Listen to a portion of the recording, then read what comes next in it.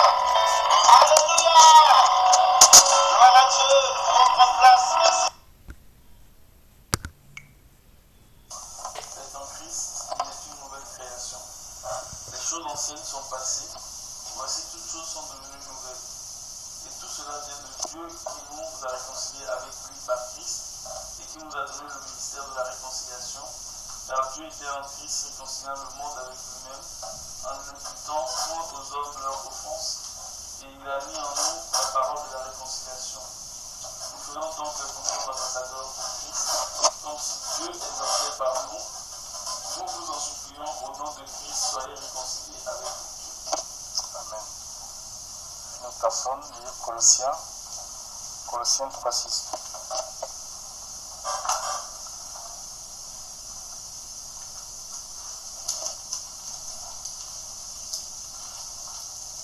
Colossiens 3, verset 6.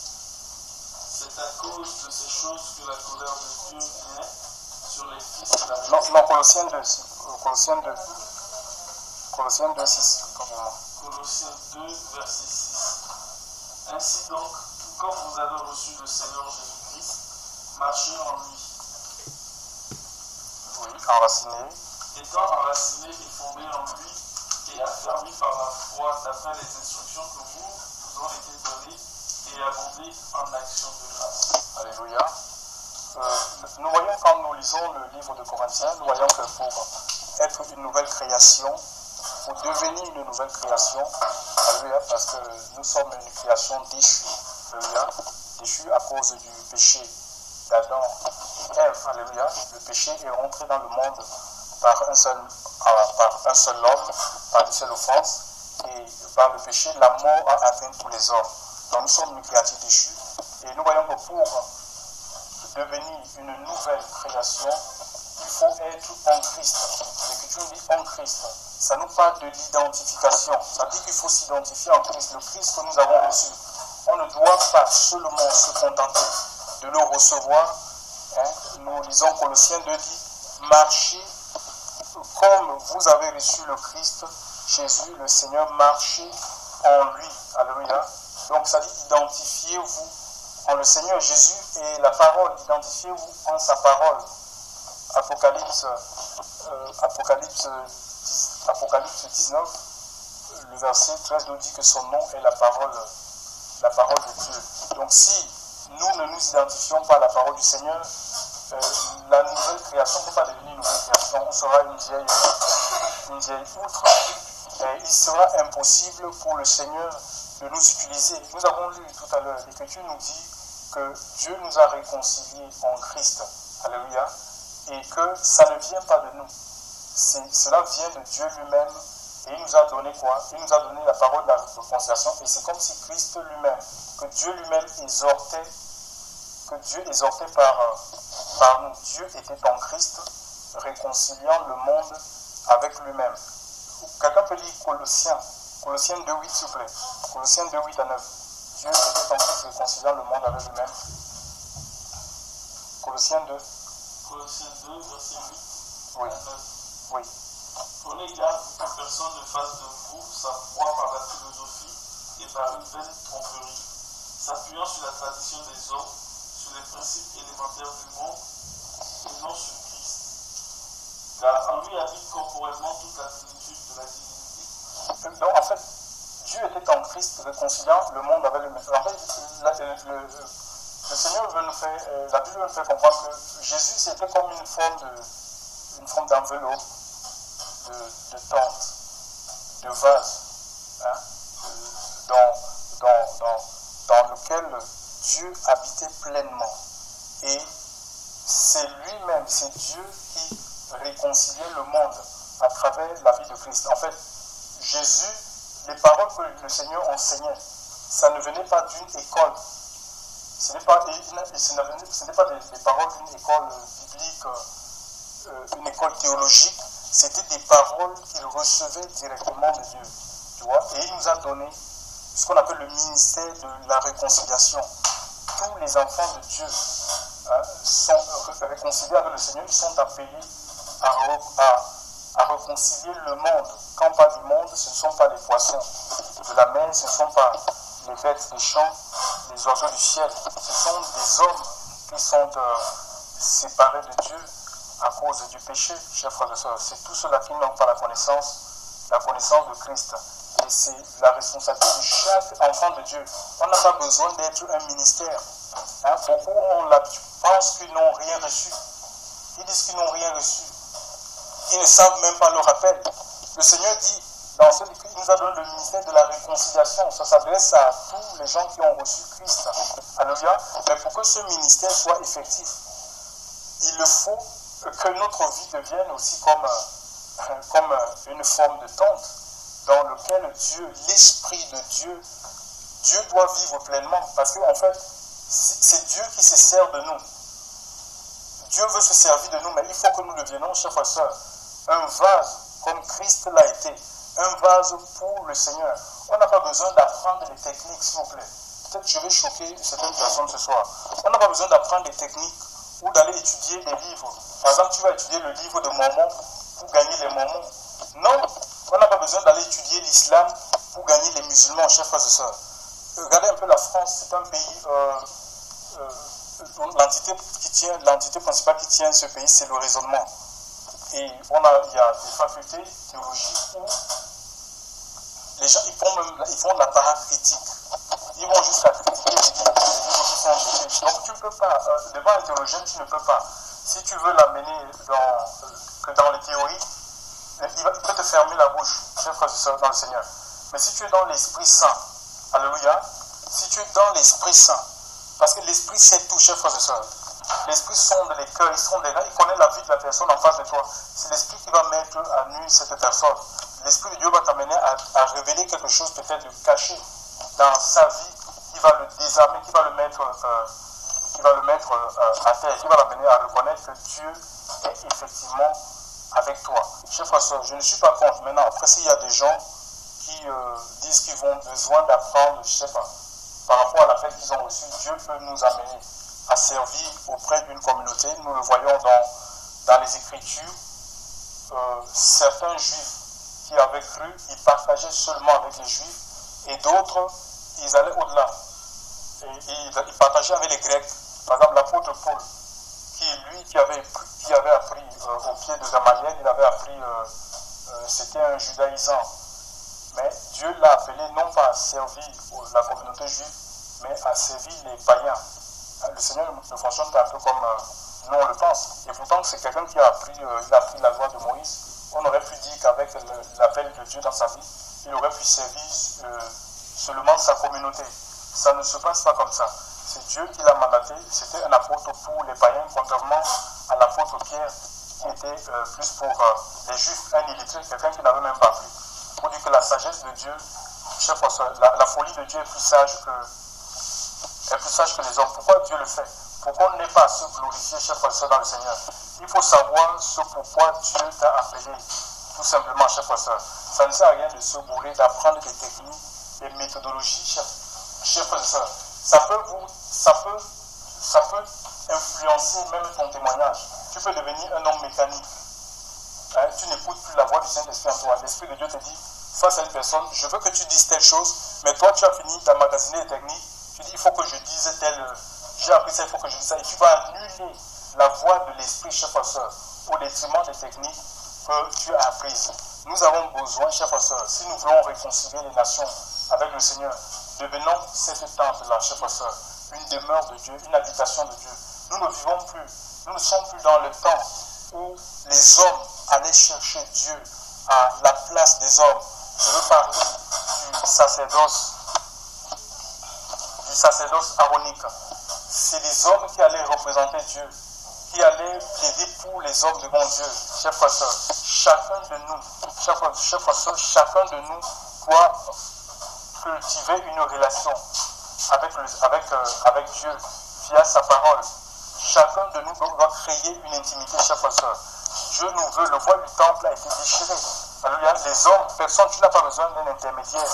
Tu dois construire ta relation, ta vie doit devenir un vase pour le Seigneur, alléluia.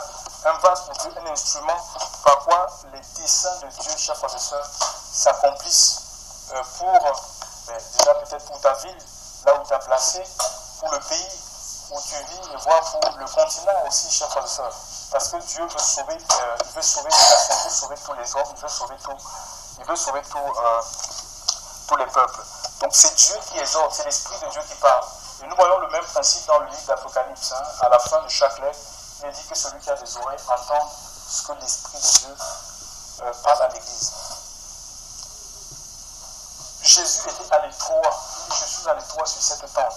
Quand nous lisons les évangiles.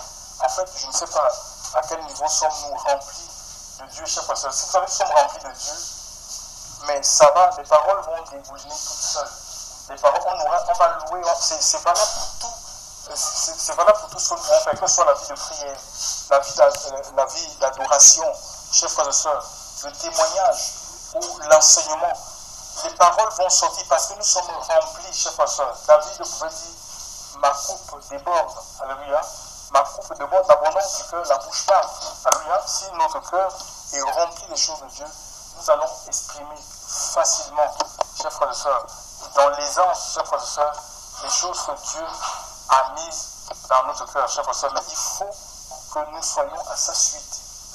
On suit le Seigneur. Alléluia. On suit le Seigneur. Tu ne seras pas spirituel parce que tu suis un homme. Tu ne deviens pas spirituel parce que tu suis un mouvement, chers frères et sœurs. Tu suis des méthodes. Non, l'Écriture nous parle en lui. Alléluia. Il faut marcher en lui. C'est l'identification, chers frères et sœurs. Il faut être en lui. C'est lui le sceptre. Alléluia. Et nous sommes les samans. Si nous voulons l'essence du sceptre, chers frères et sœurs, si nous voulons la nature du sceptre, la sève du sceptre, il faut que nous soyons attachés à sa parole, pas à un homme. Alléluia. Pas à un homme, pas à une structure. Dieu ne nous appelle pas à ça. Certains ont donné leur vie karma à des bâtiments. Ils ont donné leur vie karma à des structures. Ils ont prêté allégeance karma à des pasteurs, aux hommes de Dieu. Chers frères et sœurs, ça ne te rend pas mature. Alléluia. Nous avons besoin de construire notre relation avec le Seigneur. Ça demande de fuir, parce que Jésus, c'est la parole. Jésus, c'est pas Jésus, je l'ai dans mon cœur, c'est la parole de Dieu. Tu dois fuir le péché. Alléluia. On doit marcher comme le Seigneur a marché. C'est-à-dire que fuir le péché, fuir tout ce qui peut être compromettant, chers frères et sœurs. On ne rentre pas dans une vie double. C'est l'hypocrisie. Il faut être vrai. Tu dois parler, tu dois tenir un discours clair, vrai, avec tes frères et tes sœurs. On n'est pas là pour plaire aux hommes. Alléluia. Et l'apôtre Paul dit, s'il fallait plaire aux hommes, je ne serais plus serviteur de Dieu. Tu vas connaître la contradiction. C'est comme ça, c'est ça qui te permet de grandir. Tu seras même, on peut te régner, chers frères et sœurs. On peut te régner même dans l'assemblée. Joseph avait été régné par ses propres frères. Alléluia. Et pourtant, c'était quelqu'un qui avait eu des visions. C'était quelqu'un qui a eu des visions qui venaient de Dieu. Mais on l'a pas compris. Tu peux connaître ces choses-là. Mais ça nous permet tout simplement, Dieu permet ça pourquoi? Pour qu'on se remette, pour qu'on cultive plus d'intimité tout simplement avec lui. Alléluia. C'est l'intimité avec le Seigneur qui nous rend matures. Il n'y a pas de secret, chers frères et sœurs. Il n'y a pas de technique. Alléluia. Et nous connaissons nos vies intérieurement. S'il y a des choses qui ne sont pas bonnes, on ne peut pas traîner avec ces choses. C'est des choses qui vont nous alourdir, qui vont nous rendre tristes. Ça sera peut-être le second message que le Seigneur, si Dieu permet que je puisse partager avec vous, chers frères et sœurs. Il faut demander tout simplement pardon à Dieu et abandonner ces choses-là. Si ce sont des faiblesses, demande au Seigneur qui te donne la force. Alléluia. Parce que Dieu veut que nous allions de progrès en progrès. Dieu ne nous appelle pas une vie statique, une vie routinière, une vie religieuse, où on agit mécaniquement, on vient, on chante, on loue, on fait notre petite prêche, c'est fini, non. Alléluia. Nous devons vivre le renouvellement des choses de Dieu. Alléluia. Nous devons recevoir les pensées du Seigneur. Mais il faut être en lui. Il faut être dans sa parole. Il faut être fondé, enraciné, établi que dans sa parole. Alléluia. Prendre position pour lui. Ne cherche pas à plaire aux gens. Si tu veux plaire aux gens, tu vas passer à côté de ce que Dieu veut faire avec toi. Alléluia. Prends position pour le Seigneur. Alléluia. Dis oui.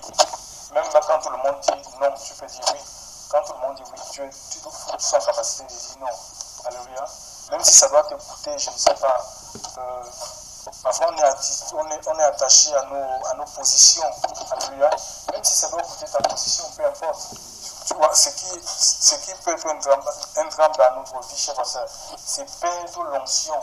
C'est la perte de l'onction, la présence de Dieu, le saisie de Dieu dans ta vie. Alléluia. Que Dieu, l'Esprit de Dieu ne te saisisse plus. Beaucoup ne l'ont pas parce qu'on peut prêcher. Le diable prêche.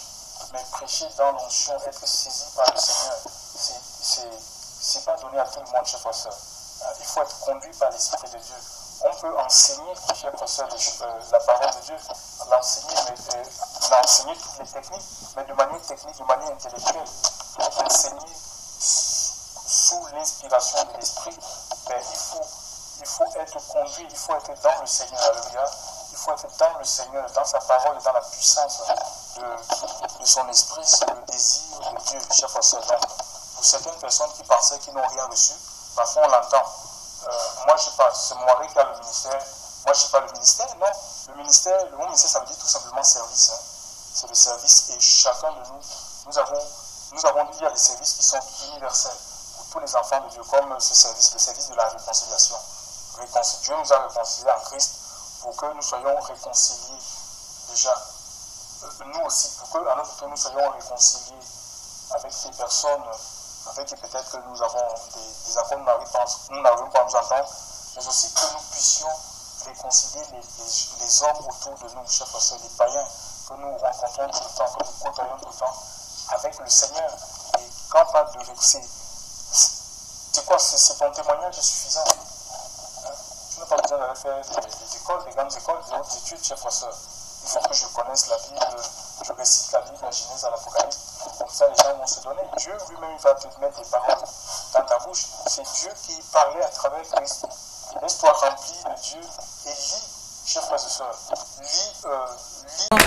De Jésus, mon sauveur, je suis fort, fort, oui, puisque vainqueur par le sang de Jésus, mon sauveur. Veux-tu briser du péché le pouvoir?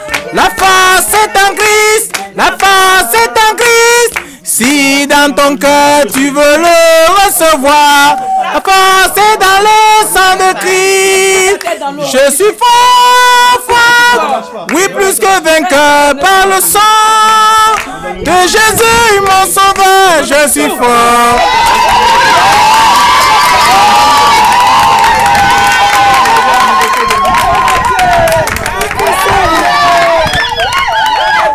Sang de Jésus mon sauveur.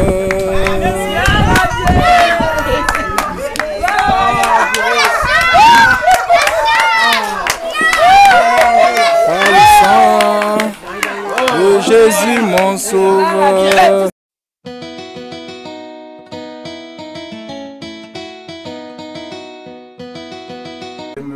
Dans le net quoi. Donc c'est avec sa permission. Et c'est aussi bien comme dans les églises de maison pour voir qu'il y a des choses qui se font, il y a les baptêmes, il y a les guérisons. On ne peut pas seulement dire qu'on est dans les églises de maison, après on ne voit rien, tu vois. Donc il faut que les gens, oui, que les gens voient aussi que le Saint-Esprit agit dans les églises de maison. Donc le baptême, c'est quoi? D'après 1 Pierre 3, 21, il nous est dit que c'est l'engagement d'une bonne conscience envers Dieu. En fait, donc, tu as écouté le message du Seigneur et tu as pris conscience que la parole de Dieu, c'est la vérité. Et que la vie sans Dieu, ça ne vaut pas la peine. Et que tu veux décider maintenant, tu décides maintenant de t'engager, de marcher avec le Seigneur. Alléluia. C'est le Seigneur qui porte. On ne marche pas avec Dieu ou on ne vit pas la vie de Dieu par nos propres forces. C'est vraiment celui qui nous porte par son esprit, l'esprit qui t'a convaincu.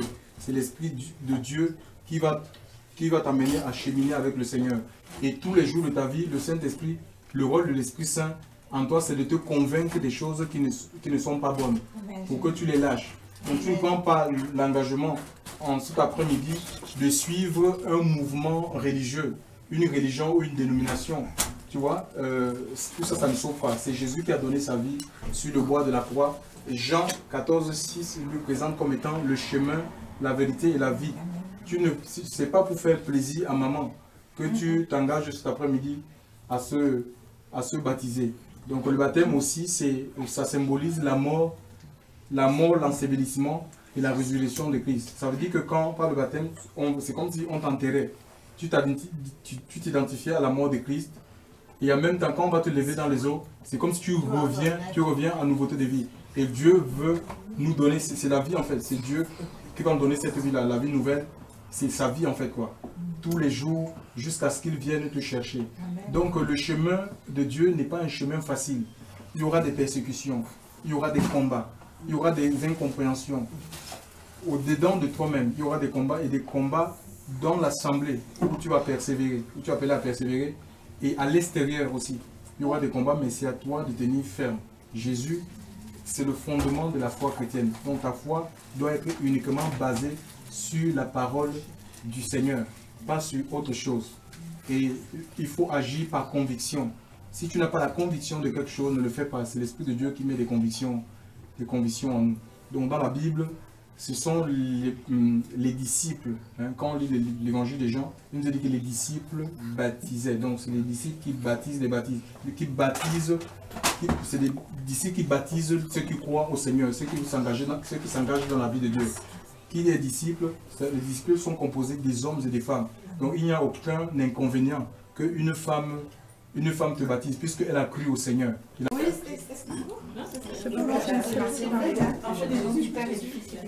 Hein? Non, c'est le nom de Jésus, on va voir ça tout à l'heure. Attends, tiens-toi, avec quel ça sert? Parce qu'il y a ça. Comment tu la plonges? Tu les mèches complètement. Hein? Voilà. Baptiser, c'est immerger. Par toi et pour toi, Jésus, oh. Si elle ne confesse pas ton nom, c'est qu'elle n'a vraiment pas de sens. La vie a été créée. Par toi et pour toi, Jésus, oh. Si elle ne confesse pas ton nom, c'est qu'elle n'a vraiment pas de sens.